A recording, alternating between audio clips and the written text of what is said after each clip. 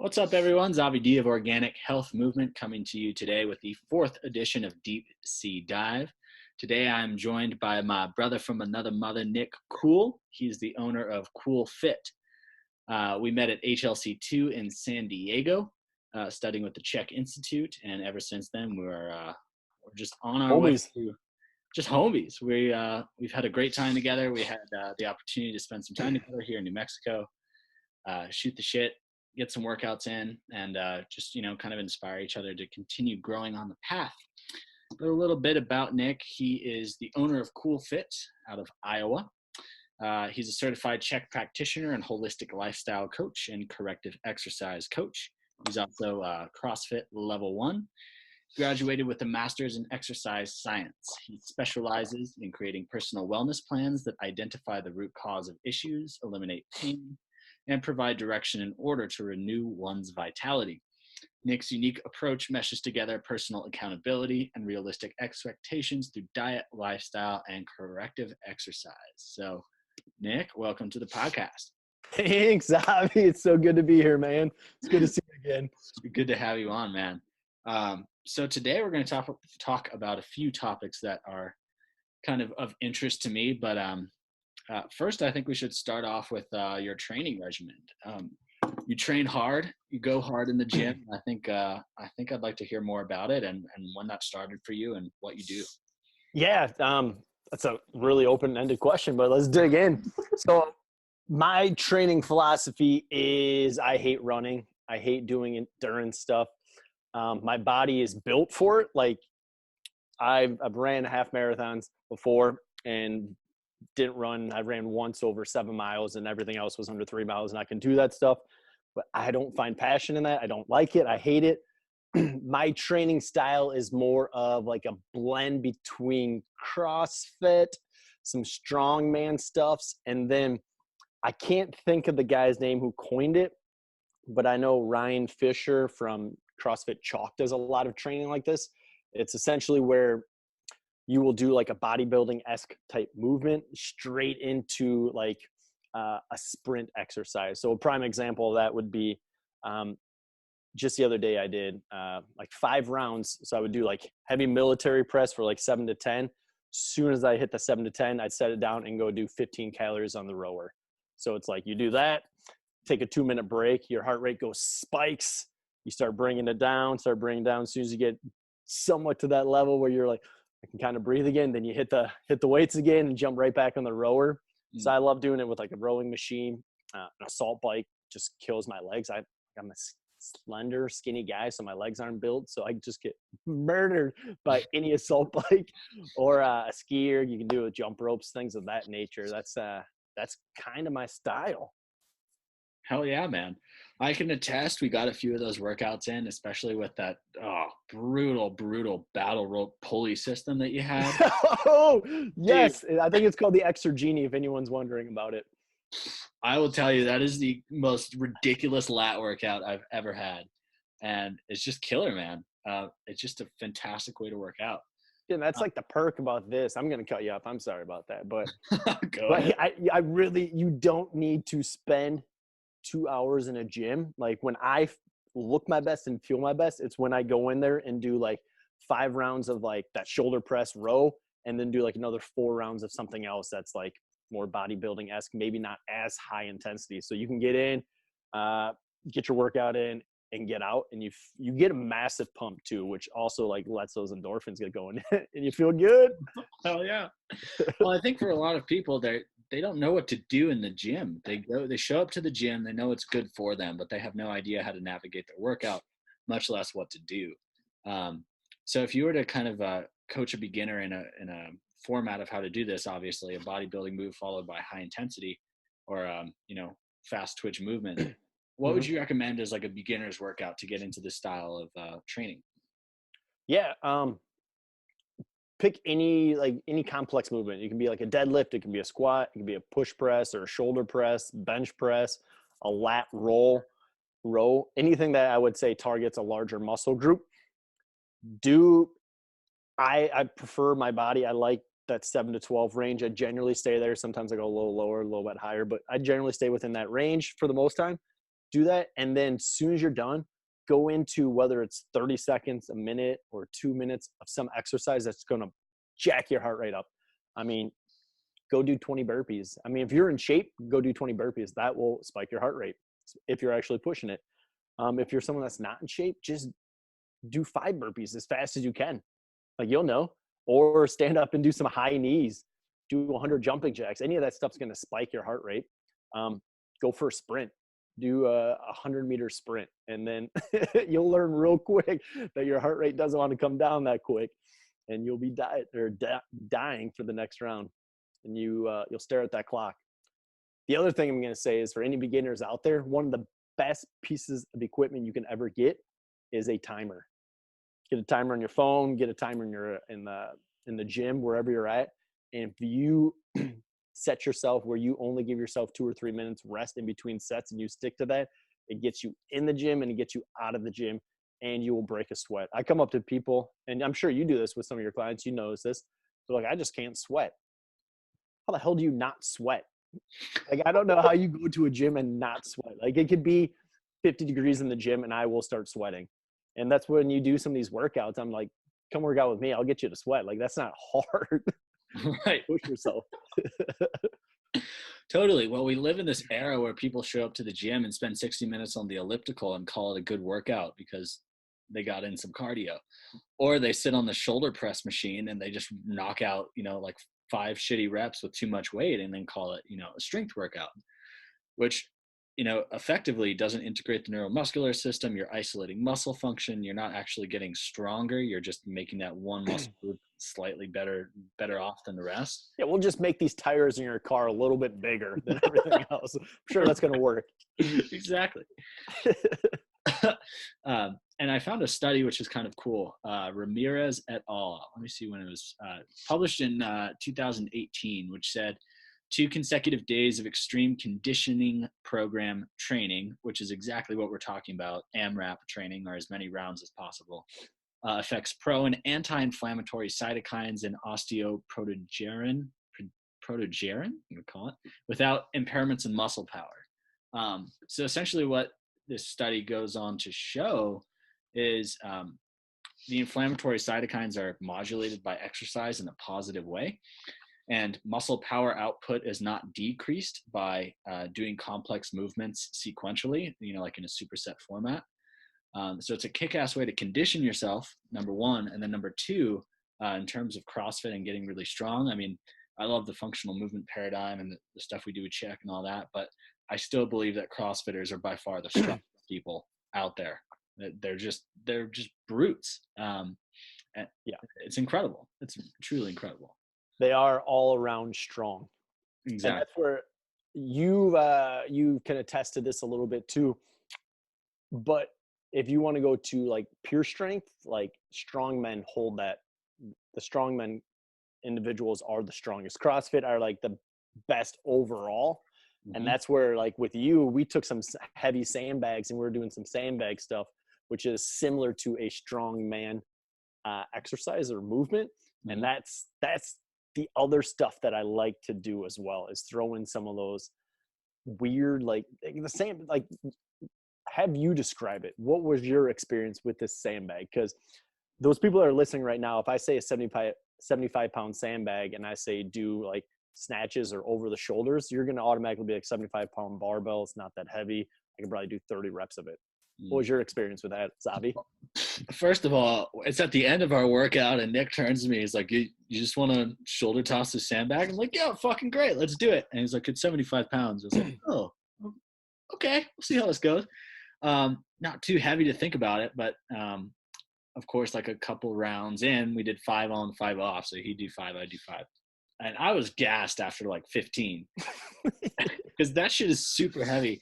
And the grip strength that's required to not only accelerate the load, but to make sure that you're doing it with the legs first so that you're getting the proper neuromuscular sequencing in order to throw it over your shoulder is really tough.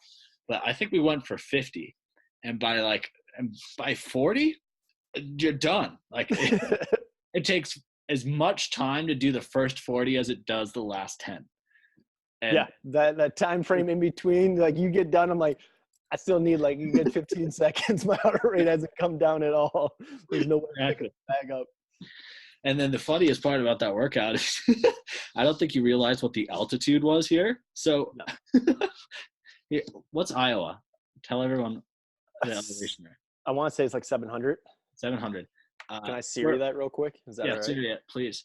But what's the altitude in Davenport, Iowa?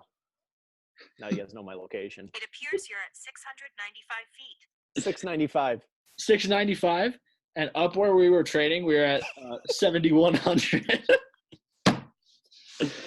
It murdered me. So when I was down there, I forced myself to run a mile probably about 5 times a week in the morning. And I couldn't even run a half a mile when I started there. I was like, I'd come back to my room and I'd be like, Jen, I can't even run. I'm like out of breath. I slowly built up to, I think I got to 2 miles a couple of times, but that altitude is an ass kicker. It's crazy. And that's why a lot of endurance athletes come to train here, especially marathon runners. Oh, yeah. Dude, just the metabolic adaptation that you get at altitude is crazy. Dude, I would love to train there for a couple months, solid, and then come back here. And I feel like I would dominate in some of these competitions and my friends and everything. Hell yeah, man. It's a great idea. That's, I think, why a lot of the UFC fighters do it here too, is because they go to Las Vegas after training here for their training camp, and they're insane. On a different level. Totally. 100%. Their body compensates or knows how to utilize that oxygen a hell of a lot better. Exactly. 100%. And so, in terms of training, how long have you been consistently training in the gym at this intensity?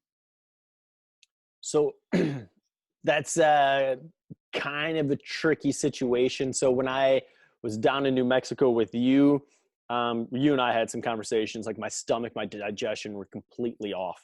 So my training took a back seat. So, I mean, over the course of the last, 7 years, I've been at this, but when the health or my digestion gets off, it really messes with my energy levels and my strength. And so like I'll have some like right now I'm getting strong, my weight's coming right back up to where it used to be, so is my strength. But I mean, it took me 2 months to get there because I took essentially 6 months off where I'm not pushing it hard. I'm not like, it's not a priority for me to get to the gym. So I don't know if that answered your question, but. Well, I think you answered a better question, which would be, how do you modulate your training in terms of like your visceral health, in terms of your physiological state? Because most people just train hard all the time, and they don't know how to like back off when they need to, and how to rest when their body is telling them to do so. What's your experience with that? I mean, like, was there any point in your journey where you just went balls to the wall all the time, no matter how you felt? Yeah, a few times. I'm sorry. Yeah, there's a couple times where I've gone really hard, and generally what happens when you go that hard, you do something stupid and you tweak a back, and then the pain teacher comes in and tells you to sit your ass down and cool down and not go after it as hard. So I mean, I've tweaked my lower left back twice from squatting heavy. So I don't ever barbell squat heavy anymore. Hence why I have the sandbags, because I can do that. And anyone knows, if you have a barbell in your back and you got 315 pounds on, like, it's not easy just to drop it. A lot of times you got to push through it. So with the sandbag training, I can get the same stimulus. And if it ever gets heavy, I can just drop it in front of me. Like, you don't have to stand it back up. So, dude, I'm losing my thought with you. I'm sorry. Where I was going. That's great. No, so with like training and pushing hard, yeah.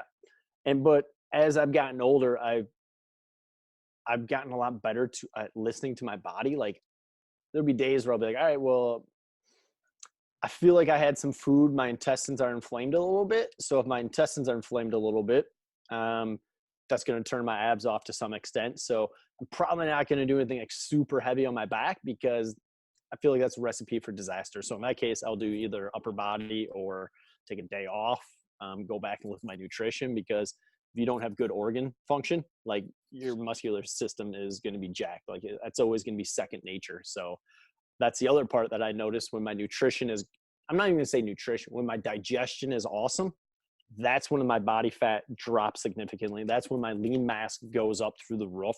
That's when I recover so much quicker. And I mean, I don't even know if you want to go this route, but I've done it in the summertime where I will work out for 4 days in a row, work in the garden, be outside in Iowa. It gets pretty hot. And literally I won't shower, but I also won't smell. I won't have body odor. I won't have acne or things of that nature. So like, that's just like the entire picture and how everything's connected. When you get things on, things working and operating functionally and optimally, everything else falls into place. Mm, mm. Huge message for people who are like pushing themselves in the gym and are having trouble recovering, and attribute that to not working hard enough, which is kind of crazy, but pretty common. I've done it myself, but also attribute that to anything from just not enough caffeine or not having the right meal. It could be a factor of things. And it could really, in the end, come down to the fact that most people don't know how to recover well. So what are your go-to tips for recovery so that you can put in that time in the gym and get the results out of it you want? Hands down, sleep. Like I mean, you know this, but there's so many people out there that I just read a quote the other day. It's like people that wake up at 5 o'clock in the morning to go run or work out and are stepping over $100 bills to pick up nickels. Like, get sleep. That's your number one thing. Eat healthy, hydrate, and sleep. You get those 3 things down and your recovery level is going to go through the roof. Yes, will cryotherapy help you? It's going to. Our cold shower is going to help you? Yes. Are some of these supplements out there probably going to help you? Is creatine, glutamine, are those going to help you to some extent? But if you are focusing on those and you are neglecting sleep, nutrition, and even walking is a form of like restorative health for you and to help you recover. So if you're neglecting those main ones and always focus on these little supplements and this little thing, you're stepping over $100 bills to get the nickels. You got to rethink what you're doing. Simply said, that's one of the reasons I love like your Instagram so much, is it's so simple. If you go listen to like that Peter Attia drive, or you listen to Paul's podcast, it's pretty technical. Well, Paul's is a little bit more simple, but Peter Attia for sure is a great example of like super complex topics that I have to look up and look at the show notes in order to understand. Yeah. But really, we're making a complex topic out of very simple things. So it may be simple, it's still difficult, but the complexity is immense. But really, it comes down to simple shit like getting your sleep, making sure you're not eating foods you can't digest, eating high quality foods. I mean, it's simple, If I were to give you a glass of water and I were to say, all right, I would like you to drink this, you'd be like, cool. Then if I were to give you that glass of water with all of the pesticides and herbicides and fungicides and bullshit they spray on conventionally grown plants, you wouldn't drink that shit. Yet most fruits and vegetables are like composed of water. That's basically what they are. So they absorb all that shit and then we eat them. And then we wonder why we have issues with detoxification and heavy metal toxicity and all this other stuff. Yeah, that, and like Paul says it too, like the solution to pollution is dilution. None of us drink enough water. I don't know what the stat is, but I think it's something like 90% of humans are dehydrated.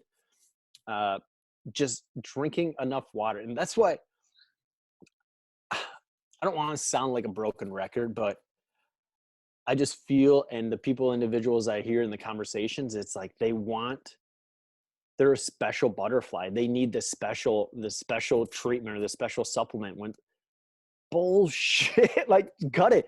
You're not going to bed by 10:30. You're not getting 8 hours of sleep. Like you're waking up unrested. Like go back to the goddamn basics. Fix that, get that in line, and then add these supplements on. And more than likely, you probably won't even need them. So I've heard other people talk about this a little bit. I know like Ben Greenfield, you're familiar with him, right? For sure. He's a huge biohacker. And I feel like he's got a huge following with this biohacking community, blue light glasses, and everything else that he talks about. And there is a lot of positives to that. But once again, it goes back to stepping over $100 bills to get nickels. People want to biohack their way to health, but they can't master the basics. They can't master the fundamental levels of nutrition, sleep, stress, movement, and I mean, hydration, thinking. those principles. Hell yeah. Hell yeah. And on that note, like, what was like the number one lesson you learned from like the rock bottom of your health journey and that you carry with you today? Is this a good segue into boners? Oh, Is that yeah, dude, I was going to ask about hard-ons right after that. or, so what's the number one lesson or takeaway from my rock bottom journey? Like, Just listen to your body. Quit putting your expert health in someone else's hands. Plain and simple. That would be my number one takeaway. The more I can step back and be like, all right, that I don't feel right now. Something's off. What is it? And then the more quiet you get, you start thinking like, all right, well, oh shit, I just had this new food, or I just did this new thing. It's like, that doesn't resonate with me. And then my dumb ass, I have to repeat that 2 or 3 times before it sinks in that like, hey dude, quit doing that shit. Right. So that's my one takeaway. Just listen to your body. It's the cheapest form of healthcare too.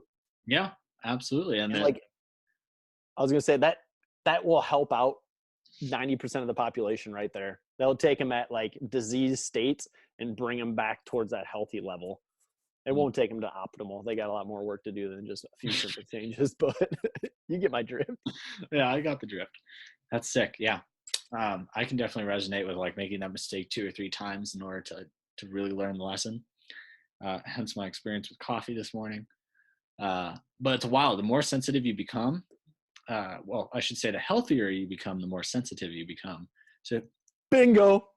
Dude, all right, I'm going to cut you off real quick because I use this with my clients all the time. And even my sister, when you are so far out of health, when you start eating healthy, you might not even notice anything until you go back and you eat shitty again, or until you have that one piece of pizza, or until you have that candy bar. And you're like, dude, I'm just fucking tired. Why am I so tired?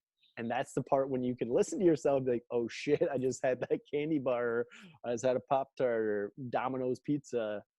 And when they can start connecting the dots, then it's like, all right, well, now it's in your hands. Do you want to feel better, or do you want to feel like shit because you get momentary satisfaction? Sorry for cutting you off, Zavi. No, I love that. Well, it's true. I mean, I would call it a half sip of like slight slurps of coffee that I had this morning.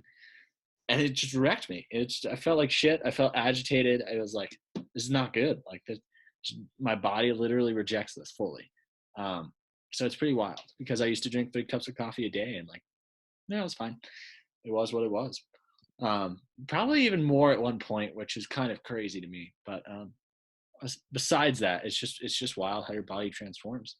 Yeah. I mean, I was at a point in my life 2 years ago where I took an entire year off of coffee. Didn't have a single sip. We got some like food intolerance tests back when I had a coffee in hand, and I didn't even drink it. And I saw the results and I looked at it, and like one of the high inflammatory things was coffee. And I was like, son of a bitch. And I just handed it off. It's like, I value my health more than I do that coffee, that momentary satisfaction. And I'm sure that's exactly how you feel here. I don't want to poop through a screen. So yep. I'm gonna pass on the coffee. 100%, man. And I even know it's funny that even quote unquote healthy foods can elicit that response in some people. It's not just like shitty foods. Oh, cabbage. If I have small amounts of it, like in sauerkraut, I'm good. But if I ever have like a bowl of cabbage, I get bloated and I get gassy. And I mean, sure, you could find 100 studies on all the benefits of cabbage. 100%. And that's the fastest way to clear a room too, is just to hang out around somebody who's eating what they don't like. Dude, I got a story for you once we go down the boner jam route. All right. Hey, well, I don't think there's a better segue than that. Go ahead and open up, man. All right. So for those individuals that do not know me, my whole health journey started like 6-7 years ago, and I'll cut out all the other stuff and I'll just get to the boner part about. But essentially, I was eating foods that were inflaming my gut, which had a cascade effect on my health. And it got me to the point where my testosterone levels got down to a level of like 80, which was equivalent to an 85-year-old man. And at this point in time, I was 25 years old. Supposed to be like having a good time, meeting girls, hanging out. and I couldn't even get an erection. I would wake up without morning wood. And if you're a male out there listening to this and you are not getting morning wood I would say on a regular basis, yeah, you might not have it one morning or a morning here or there, but if you're not getting it multiple times throughout the week, that's probably a huge indicator that something in your health is off. And when I track my food and I track my symptoms and things of that nature, I got a little book right here. That is one thing that I noticed right away with my body. I have a few things that I'll notice, like I'll get constipated. My ability to get an erection or not get it anymore. That's like when it was severe, but like you could say the quality of it. And dandruff and constipation, like those, I don't know if I said, so boners, constipation, dandruff. Those are like the three main things that I will notice when my body gets off. So just the other 2 days ago, I had a block of goat cheese in one day.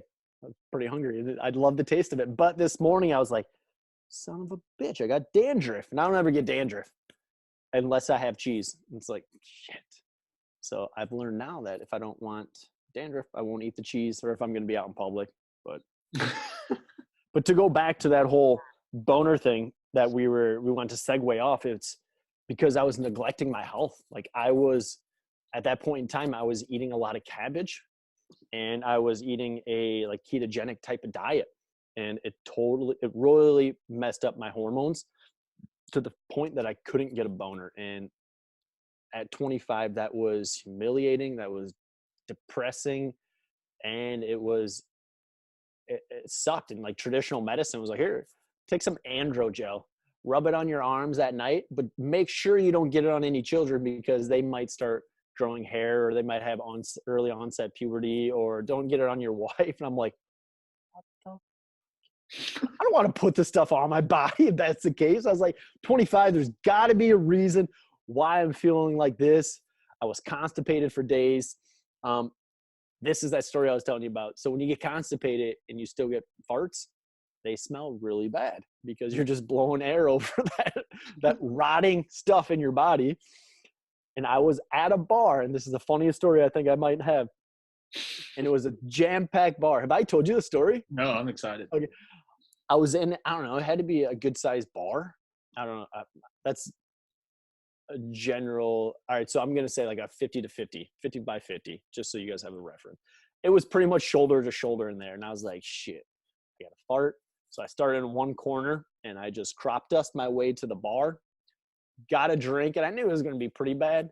But when I turned around, my eyes just fucking lit up. Excuse my language, guys. I apologize. They say smart people swear more, so that's my defense. But I turned around, and literally there was a, I don't know, 15-foot circle in the middle of this bar. And I'm telling you, it was shoulder to shoulder, so people didn't have anywhere to move. And everyone was pointing at the other person like, it was you, it was you, it was you. And I was like, dude, I think I just killed a rodent. Like that smelled horrible. And I didn't tell anyone until we left the bar. And then I told my friends, and I was, at that point in time, I was still like mortified. I was like, dude, like something's up. I just kind of want to go home. Like, this isn't cool. But now it's hilarious. Like that's what negligence of your health does. And listening to articles about eat this is healthy, go ketogenic, this is healthy, go vegetarian, this is healthy. So when you find yourself clearing out a bar, I think it's time to reevaluate your health. Yeah, but that's the thing. Like it took that for me to notice that, which is sad because I'm sure other people are noticing things that are fairly similar. Like for me, my weak chain is like constipation. When I get bad health, I get constipated and then I get gas. I'm sure other people may have skin disease or maybe have blurred vision or whatever it may be. But for me, it was that. And it's sad that it took that long for me to get down that, like my health dropped that far before I like recognize that, dude, something's off. And I don't need to fix this with a pill or medication or some ointment I put on my armpit that's going to make kids have early onset puberty. Well, it's true. It's really, really true. We tend to have a crisis before we realize that we need to change. 100%. And I'll throw this out there. Males, it's not normal not to have boners.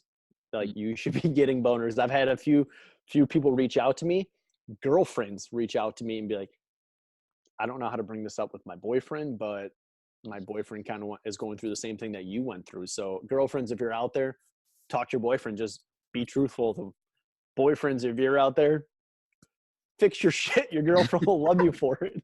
Let's just be real. And it's wild, dude. Nobody would think that eating cabbage could lead to that, but it's true.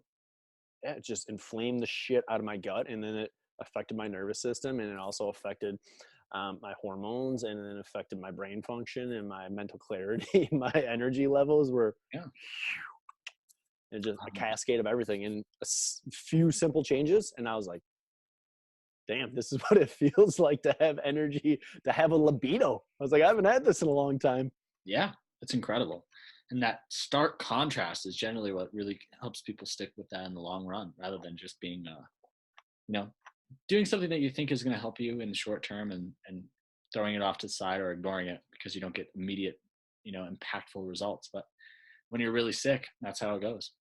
Yeah. And hindsight, I think this is like the golden thread of my life that was like, hey, you're going down this route, but I really want you to go to this route. So I'm going to give you this. I'm going to let you experience this to get you back on track. And I was like, you son of a bitch. You could have showed me another way. Right. Exactly. Well, oftentimes, no, that's really the way we learn best. Yeah, it is. Cause you want to get out of that pain and agony. Sometimes that pain is a great teacher if you want to listen. The great pain teacher. Yeah. Real. It's real. So I guess the final topic I wanted to kind of address is caffeine, because caffeine played a pretty big role in my life. And now that it's out of my life for the most part, with exceptions here or there, I just can say that I have a greater touch to my heart, and I can feel emotions with greater sensation and depth. And it also has provided me with much better natural energy than I've ever had before. And this Going is caffeine free? Caffeine free for sure. So talk to me about your experience this month with your no caffeine challenge. Yeah. So I was telling Zavi before this, we start recording this, but I'm doing no caffeine in January, no caffeine at all. So today and yesterday, I almost cheated. I was like, I got the water boiling, and I was like, I just bought a bag of Camaro coffee, and I was like, it's gonna be awesome. I'm stoked for it. But then I had some tea, and I was like, I can do this for 10 more days. And to go back to your actual question, but I've noticed after 5 days, my body automatically dropped back down. I was back to my normal self. The first couple of days, I did have some withdrawals, and you can speak on that, and if you have that or experience that at all. But you will, after you had that little drop in energy level and you have the withdrawal, once you can get through that, your energy will pop right back up. And I noticed with taking the caffeine off, because I was a huge person of I would have, whether I had coffee in the morning, that didn't bother me much, but I needed some form of like energy drink before a workout, which is not healthy for you. Granted, I would go with like healthier versions, but it became routine that like I just needed something to drink, whether it had caffeine or not. I think it came down to the habitual habit of it. And that's where I think a lot of people get caught with caffeine or coffee in the morning. It's that habitual, like, let's get up, let's smell it, let's make it. But I've noticed my energy levels afterwards spike. Like I was having workouts and I would do like 45, 50-minute workouts where I'm doing some of those heavy presses into some sprints on the rower, the assault bike. And I was like, I'd be done. I'd be like, dude, I kind of want to keep going. Like I got another couple sets in me. Like I'm good. So I don't know. Tell me, have you ever experienced that then when you take time off caffeine, that you almost get like a natural high and you experience like more energy? Well, for sure, because my cortisol rhythm goes back to its natural form, right? So I can notice immediately upon waking up, when I've had a good quality night's sleep, that I just, whatever level of energy I achieved with coffee that took maybe like an hour and a half, I'm like right there immediately without caffeine. And I think one of the reasons we abuse caffeine is we all have shitty sleep patterns. And there's not like last night, I got 8 hours of sleep, but it was slightly interrupted because I didn't set an alarm and I needed to be up early. And I can just like, even in the way I'm speaking right now, I can feel it's like my brain is like, oh, dude, god damn.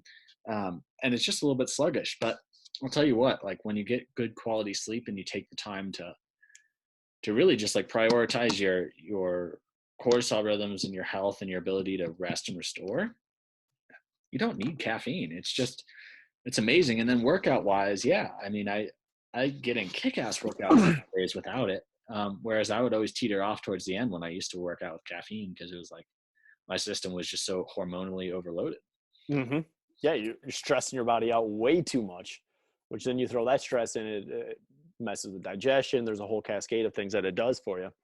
And I'll throw this in, like, I know this is like you and I just bullshitting back and forth, but with some of my clients, I literally change their diet up to organic foods and reduce their stress levels through reducing a lot of the caffeine intake that they were having. Those two things alone, I had clients that would cut weight when they're actually eating more food than they ever did without working out. Because I was like, you're not working out anymore. You're just going to eat healthy and eat as much whole foods as you want. And boom, their sleep levels significantly improved. I had one guy tell me, he's like, I've never slept through the night in 4 years. He's like, I always got to pee. I was like, you don't have to pee. Like your body can hold that. It's like you having like some energy or some caffeine or a cortisol spike in the middle of the night or blood sugar drop where you do get the cortisol spike with the blood sugar. And then as soon as we changed his coffee intake or his caffeine intake and dropped it down and eliminated anything after noon, that's what, after 12 p.m. Just so we're clear. I don't mean after like 3 or 4 or 5 in the afternoon. I just want to make sure I'm clear on that. We're good. We got it. But like they significantly slept better. And I don't know if you noticed that either, because caffeine is highly individualized. Like some people, the half-life is a lot longer from my understanding. Some people, they can tolerate a lot more of it. They don't have the negative effects of it. Totally. I'm realizing I'm super sensitive to it, and it will definitely fuck up my sleep. Even if I have yesterday, somebody brought me a matcha tea, matcha latte, at the class I was teaching yesterday morning. And just to be nice, I was like, oh, thanks, appreciate it. Didn't really drink any of it, but I had like one small sip, like just small. And keep in mind, matcha separates, so all the tea was at the bottom. This was just like the macadamia nut milk that was suspended at the top. One small sip, and the thing that happens to me when I drink caffeine is I can feel my blood pressure increase. Like I can feel my heartbeat. And last night I'm lying in bed, I'm like, son of a bitch, oh my God, I can feel my heart like beating again. It's like, damn it.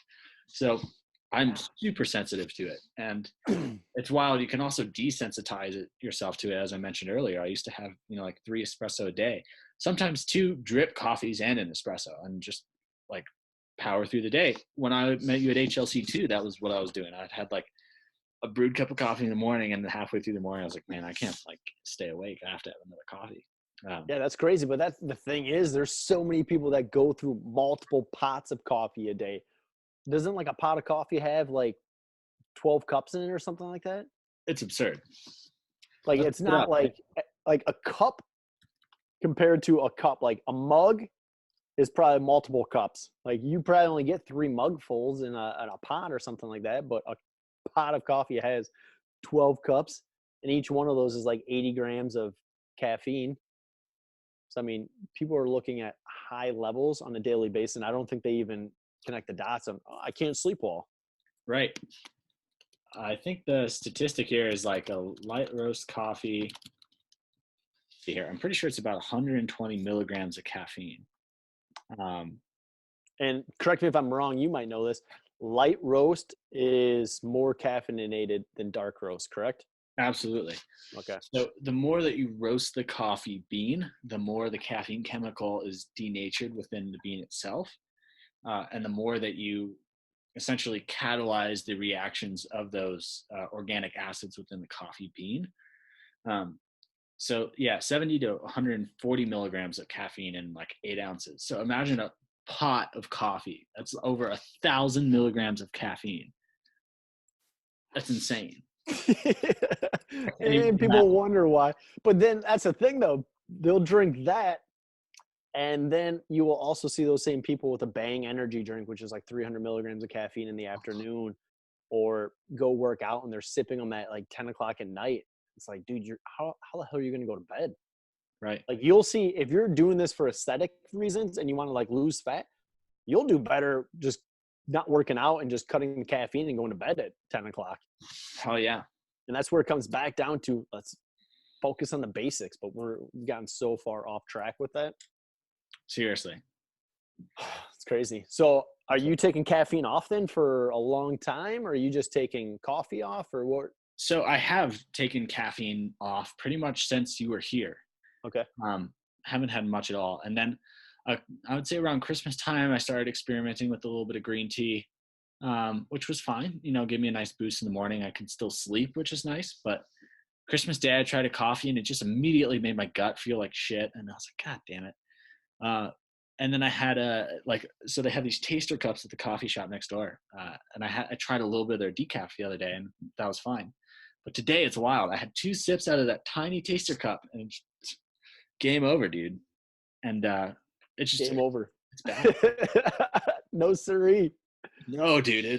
It's just wild. I literally felt so agitated in my body. I was like, my body just can't handle this anymore. So you get agitated, like you can feel your blood pressure go up. You can feel your heart. You get a little bit more agitated. For sure. Do you have any other like physical symptoms of that? Other than the fact that I blow my brains out in the toilet, like 100% is just like my entire nervous system is like, dude, get this shit. It's a good laxative. It's the best laxative too, which is kind of funny because another thing that I really can't do is chocolate. Like I just can't do it because I have like an immediate histamine reaction to it. So I sneeze and I'm like, oh, I can feel my throat being a little bit inflamed. And the other day I hadn't had chocolate for probably like 4 months or 5 months. I was like, yeah, let's just try a little bit, see if that's changed. Dude, next 2 days, constipated. I'm like, what the fuck, dude? So it's amazing. Like I said, sensitivity is like sky high once you get healthy. Yeah, it's a gift and it's also a curse. There's times where I'm just like, I don't even want to know. I just want to eat the chocolate. Right. Just let me eat it and let me enjoy it. 100%. God. Well, it's so funny. Paul talks about how he loves popcorn, but he gets a rash on his ass if he eats too much of it, you know? Yeah. And what blows my mind, though, and has always made me so upset, is kids that I've known, like good friends or whatever, who eat like trash, but just have maintained their figure and their physique for ages. And it's funny, as we start to get a little bit older, you can start to see the signs of that a little bit more. But really, I see it as 2 trends. I might have started off up here pretty heavy set, and they may start down here, but essentially we're going 2 opposite directions. Oh yeah. You'll win that race. Exactly, right? And so I view the parts of myself that are like, fuck this, I just want to eat some ice cream, or this is bullshit, I just want to have some cheese. And it's funny, the slightest little thing can also like justify it too. Like I saw you were eating raw Jack cheddar.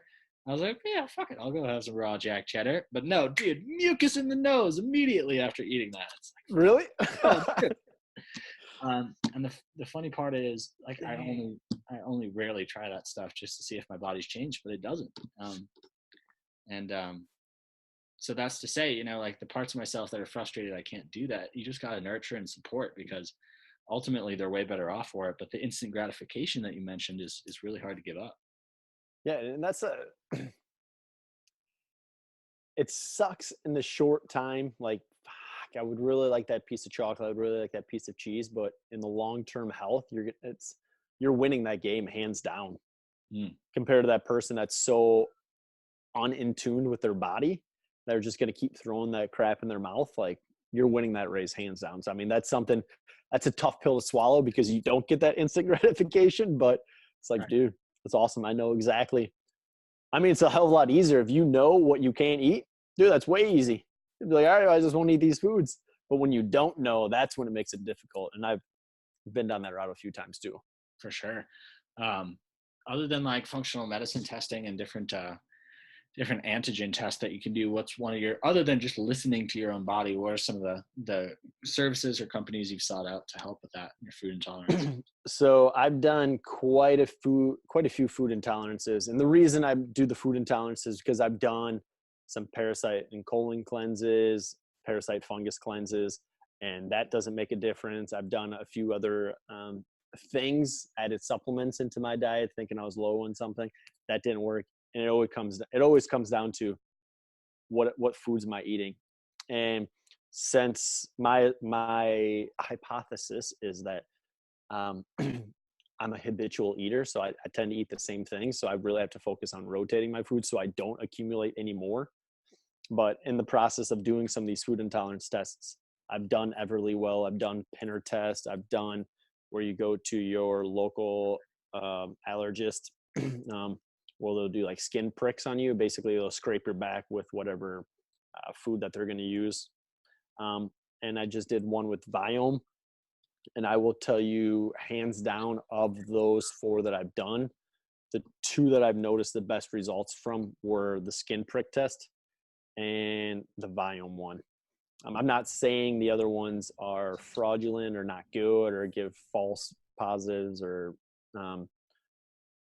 false positives or false negatives. I just know those Viome and the actual individual scraping my back have been the most beneficial. And I think Cyrax, have you ever heard of Cyrax? Yeah, for sure.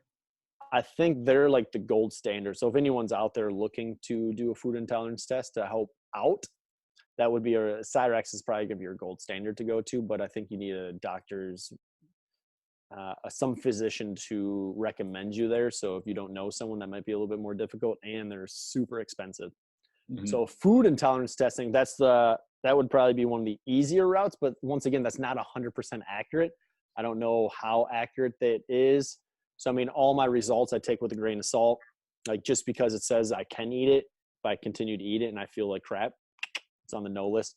Otherwise, record. Like, the more simple you can make your diet, eating, hey, I eat these 5 foods today. All right, well, I'm not going to eat them for a while. So then the next day, eat 5 new foods. And if you just, like I said, I have 3 of these things. I just started this one, so I don't have anything in here to show you really. But if you start recording everything that you eat, and then write your symptoms down 1 to 2 hours after you eat the next day. So that's a difficult part about food intolerance. If you have an allergy, like a peanut allergy, you know right away, like you're going anaphylactic shock. But if you have an intolerance or a sensitivity, some of that shit doesn't show up for 72 hours. So if you're not paying attention and you're like, oh, I'll remember that, you won't. I'll tell you hands down. Like, I know I've told myself, oh yeah, I'll do this. I remember I ate this food. And then you start feeling good, and you have your diet just kind of push the limits a little bit. And then you go off the deep end. You're like, fuck, dude, I can't get my digestion back on.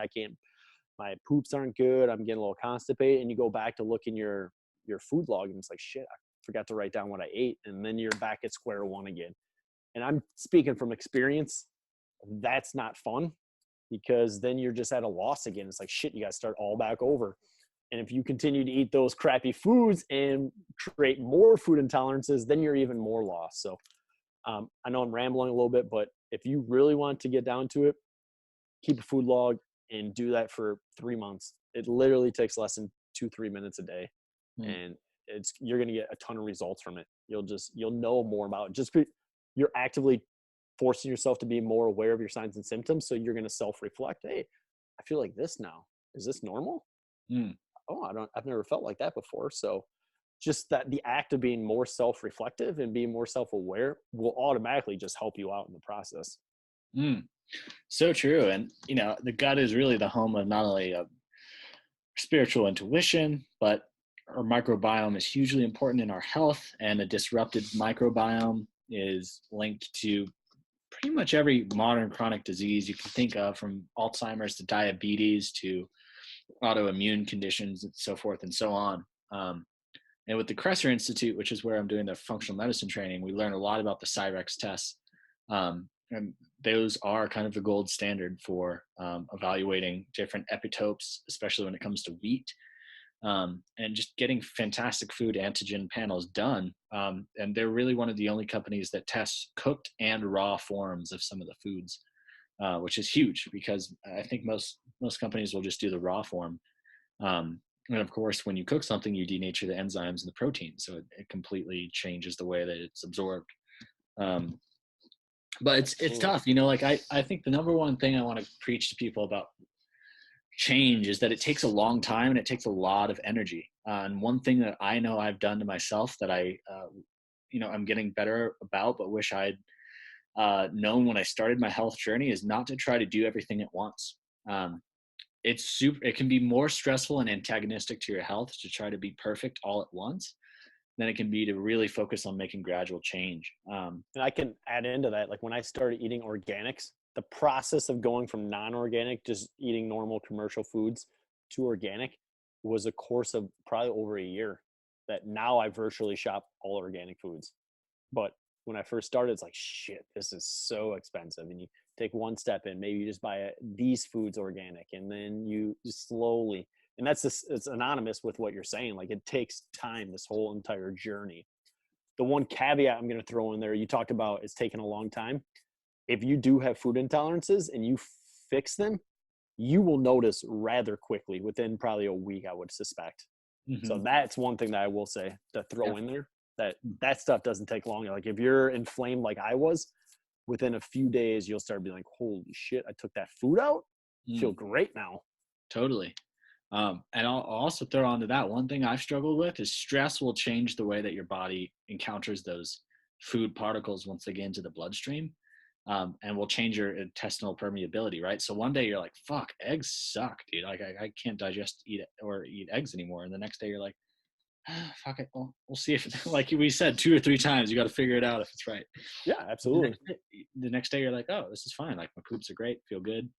And it's wild. So there's so many different factors that contribute to that. But when you really have a severe food intolerance, like chocolate doesn't change for me. Like I can try it 8 months from now. And it's gonna be the fucking same thing. I'm gonna sneeze right away. You just gotta kind of dig deep and sack up and, make that change. And I will tell you from experience, if you can make the change now before it gets worse, you will save yourself a ton of headaches. So like right now, my last one came back that with Viome that has shown me a lot of like positive, like that it's working. I can't have rice. I can't have regular potatoes. I can't have oats. I freaking live off of oats. I could have oats every single meal of every single day. I put them in everything. So when you get to that point where, can't have gluten, that's an inflammatory thing I have a low sensitivity to. It's not huge, but still like something that's going to cause some inflammation. And I'm a huge carbohydrate guy. Like I can't do like a carnivore diet. It just doesn't work for me. So when you get to the point of that and you back yourself into a corner, then it's so much more difficult to get your way out. So I had to go to the store and find other foods that I can eat that are carbohydrates that are going to provide me energy, that weren't going to negatively impact my gut biome and my inflammation and my digestion and things of that nature. So currently eating bulgur. Never had bulgur before. It's a type of grain that's gluten-free. And I know there's some, if you're tolerant to gluten-free just kind of negates it a little bit. There still may be some inflammation, but I've been feeling well on it. Never had tapioca before. Who knew? Tapioca pudding. I guess I had that maybe as a kid, but I've never actually bought it and made it. So you actually have to go out into the supermarket and do your diligence and find foods that are not going to mess you up, because you backed yourself in the corner. And that's 100% what I've done right now. Can't have almond milk, can't have cashews, and all the good foods. Dude, it's so frustrating. And it's interesting that you mentioned those things, because as we've been learning in the ADAPT training, all those foods. Is this with Kresser? Yeah. Okay. Yeah. All those foods you mentioned are cross reactants with, essentially with the wheat molecules. So the wheat antigens that get into the bloodstream, and the antibodies that are produced, I should say, they're cross reactants with the antibodies that are produced in your immune system to wheat antigens. So effectively what that means is if you eat rice, your immune system goes, oh shit, there's more wheat. We need to attack that and attack the tissues that look like wheat. And one of the wildest things, thyroid tissue is nearly bioidentical to wheat antigen, which is fucking crazy. Specifically alpha gliadin, which is what they test for in most in most laboratories when they test for celiac. That's what they test for. Mm-hmm. But that it just blows my mind. Your body's literally attacking your thyroid because you're eating wheat. So I will throw this at you. If my digestion gets off and it gets off for long enough, my vision starts to go. And I know there's some cross reactivity between certain intolerances, like how you were saying rice and gluten kind of look alike. There's something, or the thyroid, and remind me what you said. The thyroid is similar to one of the antigens in wheat, which is called alpha gliadin. There's one that's similar with the eye, like the protein of the eye is similar to a certain food. And I know that if my digestion gets off and my intolerances get off or get out of hand, I have to start wearing glasses again. And I freaking hate it. Isn't it that sucks. wild? Like, and like if I share that with some people, they're like, you're an idiot. I'm like, no, like it's accurate. Like I haven't put my glasses on since I've been in New Mexico. I haven't worn them. I don't need to. But that's another thing. If you're paying attention to your body, you can make those connections. Hell yeah. It's incredible. The body is just like so cool to not only have met you, but be on this journey, because it's like you said, when you're talking to normal people, they're like, dude, you're so fucking weird. Like if you stay up till 11 instead of 10:30, like you're wrecked the next day. Like, I don't understand you, dude. Like, this is ridiculous. But I mean, when you dedicate yourself to health, it's like speaking a different language, right? And here's what I always say to some people too, like they're kind of question me or like, you're a little out there. It's like, if I'm going to be a health coach like you, I'm going to be in this field, I have to be a little bit further ahead than you, and I have to be a little bit more out there. So I know like the perimeter a little, essentially, and then I can scale it back to what's appropriate for you. But I mean, like, I don't want a doctor that's on the same level as me, or a school bus driver on the same level as, like, you know what I'm trying to say? Like, I don't want, right. Like, we should be a little bit further out there. So I almost take that as a compliment anymore with people. Hell yeah. Absolutely, dude. I mean, yeah, that's fucking brilliant. I like that school bus example. I think I might title the podcast something about a school bus. But yeah, man, I think, yeah. And in the end, if you listen to your body and you really have the balls to make the changes that you need to in your life, then you're going to enjoy life so much more, and you're going to create the space within your life to really love and accept yourself on another level, because it takes that love and acceptance of like, oh, my body can't do this. My instant gratification to saying I should, the courage to acknowledge that and move on is what makes the difference, I think, in the end, between successful people and those who struggle. And that is no easy task. You and I both know that, to say no to some of these things, and not simple. Not simple at all. Not simple at all. All right, brother. Cool. You've been the fucking man. It's been a pleasure to have you on the podcast. This is going to go down as one of my favorites so far. Boner jams and wheat talk, we could call it. But either way, man, where can people find you online? Everything KuhleFit, KuHle. It's a play on my last name. So KuhleFit.com, KuhleFit@gmail.com, Instagram, Facebook, LinkedIn, all those, just KuhleFit, KuHleFit. Sick. Dude, love it, man. I love connecting with you. I can't wait till we can do this again in person. Go hit the links. 100%, dude. I have some fun stuff to tell you about that too. So awesome. Take care, Zavi. You as well, brother. Peace. Thanks, brother. Love you. Love you too.